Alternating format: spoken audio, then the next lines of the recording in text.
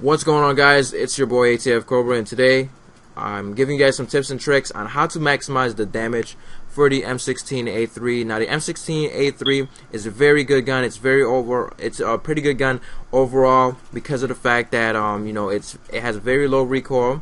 It has a decent punch, decent fire rate.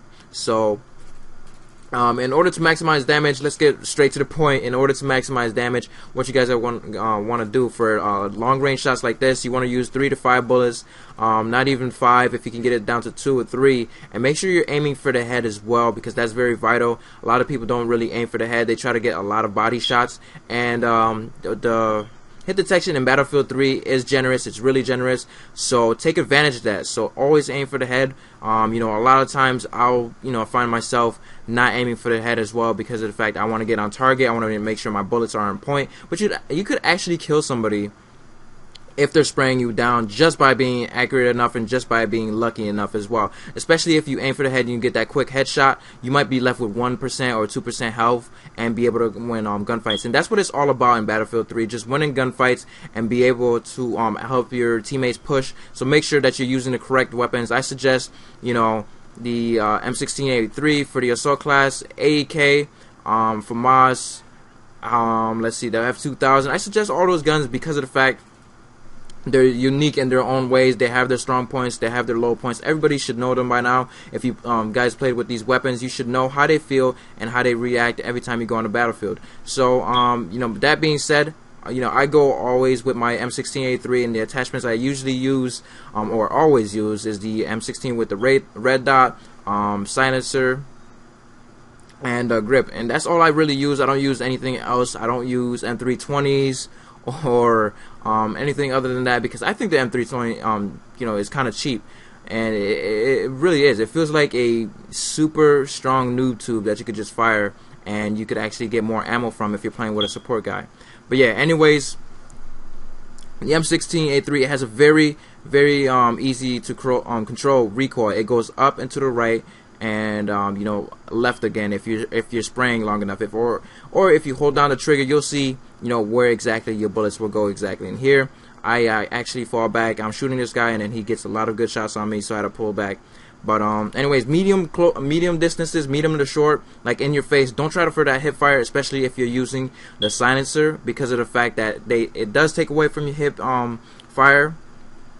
So you're not as accurate on the hip, so don't try to hip fire as much as you can. Just aim down sight and be accurate and push shots into your enemy, and you'll definitely take them down really quickly. And like he has a chance to react, like right here, these two guys, I picked them off easily. And I don't know why I was using the M1911, but I was just trying other things out as well. That's what you guys need to understand. Battlefield is a game that always it feels different every time you play it. Like you might not, like today, if you go play Battlefield, you're not gonna do the same as you were doing yesterday, or the same guns don't react or feel the same every day. They feel kind of different. I think it's depending on lag, or depending on if you're warmed up or not.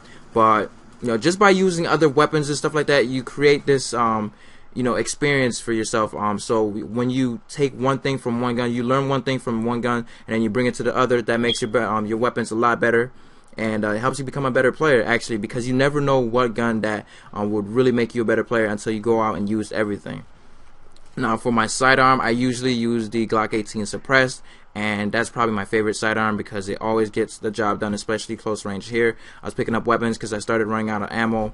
And what you'll find a lot, especially if you're playing with the assault class, you're going to be out there helping your teammates a lot. So what you're going to be doing, or you're going to be finding a lot, is that you're going to get a lot of suppression bonuses, because of the fact that you're not going to be killing people and really really fast unless you're really accurate and you're aiming for the head all the time. You'll get a lot of suppression bonus, and this guy almost got turned on, but I couldn't complete it. But anyways, you're not going to be killing people really fast unless you're really accurate and you're really smart about moving around the map. So that's why you're going to get a lot of suppression bonus. Not only does that help your team but suppressing others, but it helps you secure positions as well, because if you're keeping somebody else prone and you're keeping them down, that means whoever spawns on them is gonna they're not really gonna be aware of what's going on, and they're not going to have any backup if you know, their friend is laying on the ground and they can't really see anything. So you know, that's what you always guys got to watch out for too as well, especially on Operation Metro. The spawn bombs are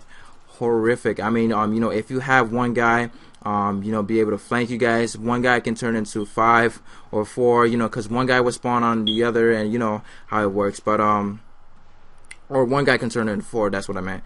But yeah, it's pretty crazy. But yeah, I love Operation Metro. This map gives you a really good you know, it helps you become a better player because of the way you'll learn to navigate this map, and you can use it for other maps as well. Operation Metro is kind of simple, and you know, one other tip that you guys can see as well, I actually went to prone moving forward. I started doing that as well because of the fact that it helps me escape danger. You don't want to use it when somebody's in your face to like you know, drop shot like you would in Call of Duty, because of the fact that you can't use your gun at all. So it's more of a defensive maneuver than a offensive one. So when you're doing this drop shot, to get away from being attacked, all you gotta do is actually run and then prone, and basically all that does is it pushes you a little bit forward. You'll dodge some bullets, and at the same time you'll be alive. So I don't recommend using it for you know, all the time, or rushing in hallways and expecting not to die, because all it does is just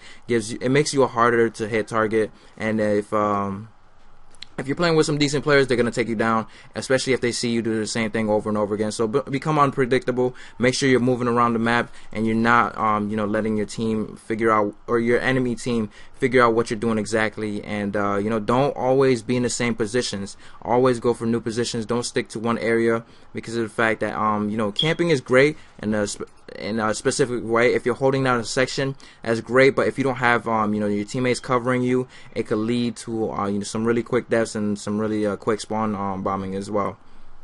And anyways, but you know, basically to maximize the damage for the M16, you're gonna need to be able to know how many shots you know, you need. If long range, like I said, 3 to 4, medium range 5 to 7, and short range you could almost spray. You know, even in your face, tend to spray, but have your sights aimed down, because of the fact of the hip fire you know, actually is really low. And here you guys see me go for a lot of headshots, because of the fact that I want to win that gunfight really fast. I want to make sure that I'm not killed, and especially if I have the beat on a guy, I'm gonna go for the head, because of the fact I don't want him to kill me. I don't want him to have a chance to kill me. I want to make sure that he's good and down, and you know, I won that gunfight no matter what happens. But anyways, I wanted to show you guys a little bit over here as well. When you are holding down an area, or when you know, me and my teammate right here, he just died. I picked him back up, killed one guy, and I was looking at this area, and I was too focused, and I didn't look to the left, and that's why I got killed. That's why I wanted to show you guys that as well. And here I'm going for the headshot, but I'm making sure that I'm only putting the 3 to 4 bullets, or 1 or 2 bullets. Burst firing is the most accurate way to shoot your gun. Now, you know, like I said, watching areas, you know, you could kind of guess, you know, where people are peeking their heads. So when you do see people peek their heads, try to burst fire directly at their skull. Try to aim for the helmet. That's the way you're gonna get a lot of these, you know, kills. Like here, I should got a headshot. I don't know why I didn't, because there's no way I'm hitting shoulders, especially this guy right here too. But there's no way I'm hitting shoulders or any neck areas. I'm definitely hitting head, but yeah, pause on that. But yeah. Some other tips for you guys as well. Be smart in your gunfights. You know, try to pick out the ones that you know that you're gonna win. If you see a glare, a rifle glare for a sniper rifle, don't always take them head on. Don't take them head on at all.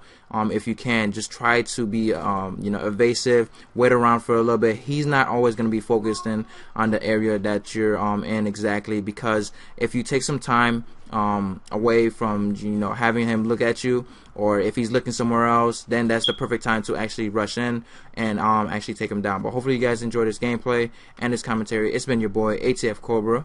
Peace.